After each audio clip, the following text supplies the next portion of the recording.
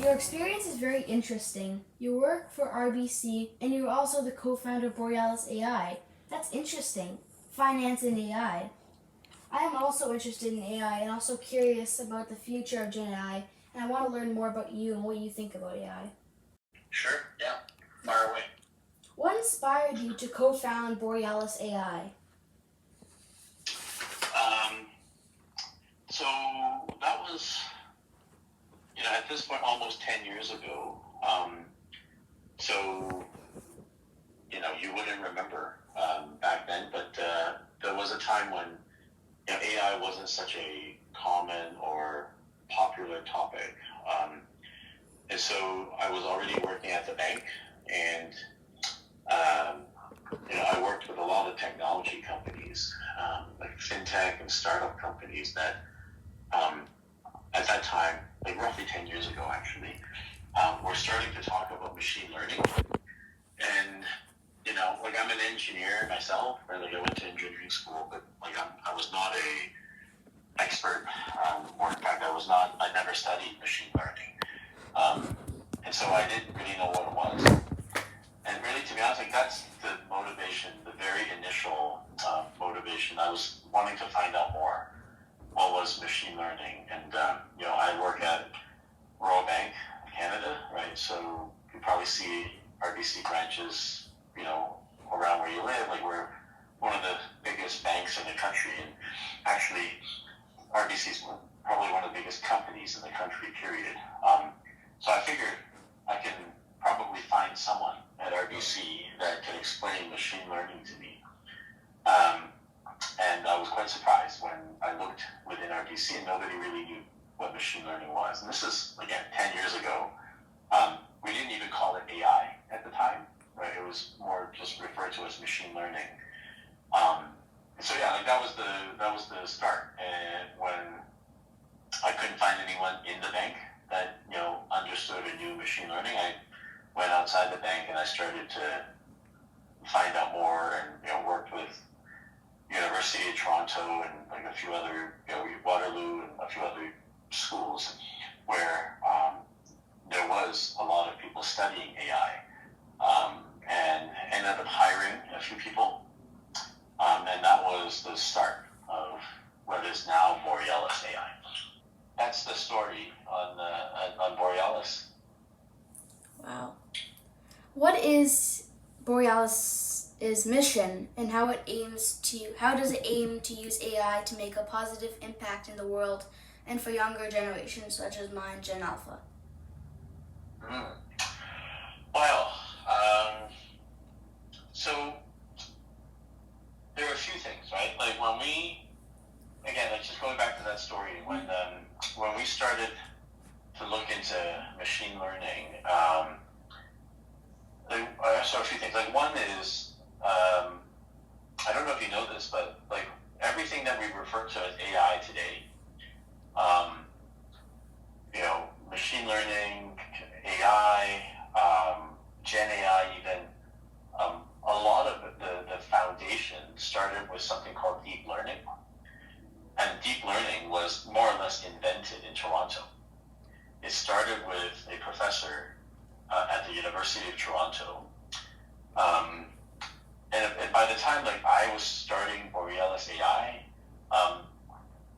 while like big banks and kind of traditional companies like banks wasn't yet very savvy, right, or knowledgeable on AI, the technology companies, and when I say tech companies, it's Google, it's Facebook, right? Primarily those two,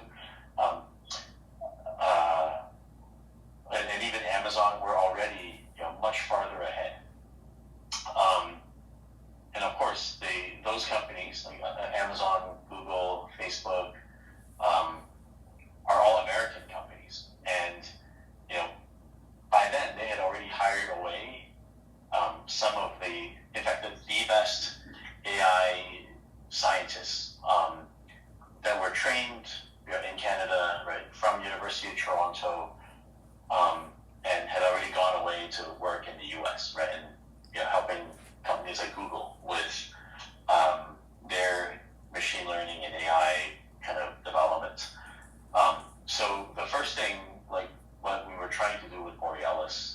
and so RBC felt it was really important that we try to retain some of these really kind of knowledgeable experts in the country, right? So, and again, as I mentioned before, like RBC is actually the biggest company in the country. Forget about being a bank; it's just the biggest company in the country.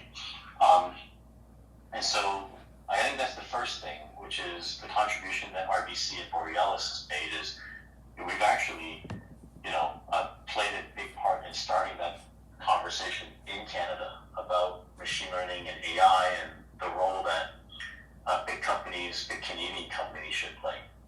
I think that's the first thing. So it's not exactly, what we can do for, young people, but it's more, how do we, as the biggest Canadian company, try to, stand up and make sure that we don't lose all of this expertise that's kind of homegrown in Canada to large U.S. tech companies.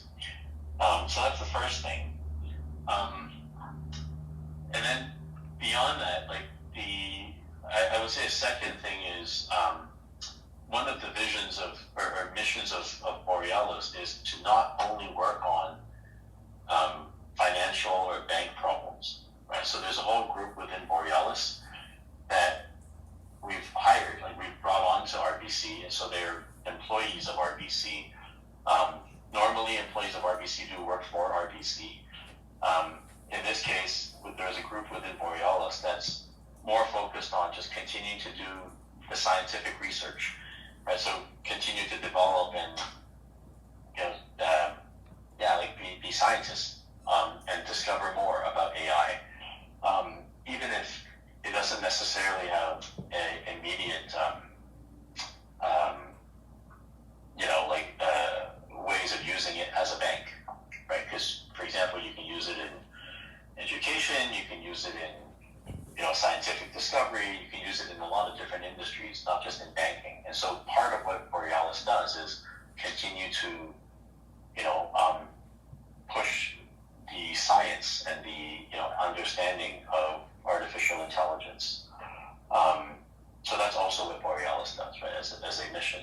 And of course, there's also, the rest of Borealis does work with the bank, right, to figure out how we can basically become a better bank. We can work for our customers and do, help Canadians make better investment decisions using AI, right, as an example. Yeah.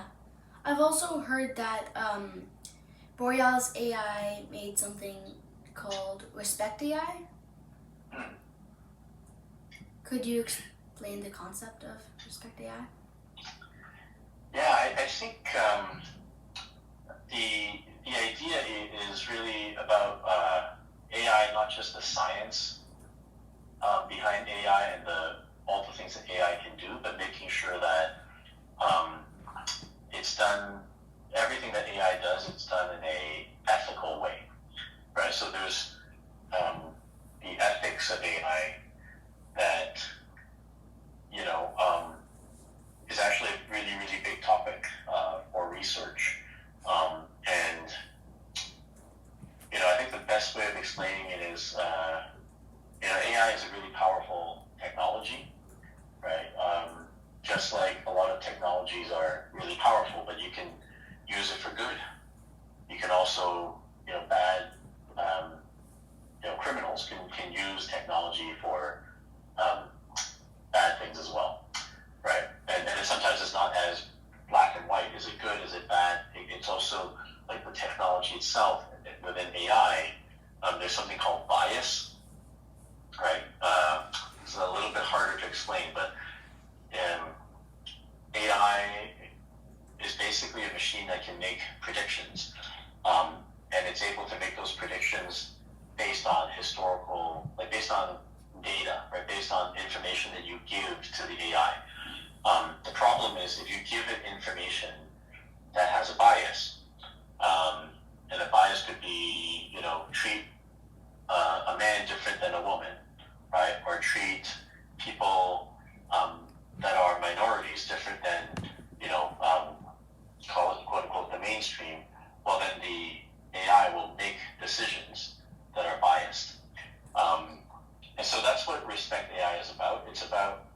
making sure that while we want to make sure we want to use the technology, we're using it in an ethical way, and then B also that we're building the technology um, in ways that are not biased, right? That will make decisions that um, treat people unfairly, right? That's kind of what bias means, right? Like to be treating people unfairly or differently. So that's the background of Respect AI. It's really based off of the ethics of AI. And I guess some of the stuff, like again, I'm happy that if you wanted me to explain more, or if there are things that you don't understand, I'm happy to explain, or because it's not easy to understand. Like I tell you, I'll explain to people here, and adults that would find this hard to understand as well, because you actually need to understand how AI works. Yeah, well, I got most of it. Well, now I know what Respect AI is. How do you think individuals educate themselves about AI ethics and be more responsible users of AI technology? That's a really good question. I think first of all, just becoming aware, right? Like there are ethical questions as well as issues. Like ethics is something that plays into AI first and foremost, right? And then I think awareness number one, right? Just being aware and informed. And then I do think that if you understand it, then you can look at what AI tools you use, right, and try to understand how those tools are built, and understand whether or not the how those models are trained, right, whether or not ethical considerations form part of it. And again, this is not something that everyone can do, and that's the reason why Borealis, takes this topic very seriously and try to, educate people, as well as make sure that as we build our AI at RBC, it's all built with, ethics, with this whole notion of ethical AI behind it, so that, when we use it, and we use it at the bank, or we use it to help Canadians, that it's a tool that is at least very aware and conscious of these ethical issues.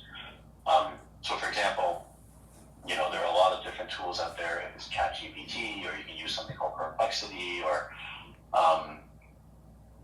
certainly a lot of the social media platforms out there, whether it's X, right, or Facebook, Instagram, right. I think we should try to understand better how those AI tools are built. And to be honest with you, you might decide not to use certain tools, right? Thinking if you understood how their models maybe don't respect or aren't as considerate of ethical considerations in AI. But yeah, it's not an easy question at all. Like this one this last question that you just asked, it's a big part of the reason why the RBC or Borealis has gotten behind something like Respect AI. Yeah, this was a very interesting interview.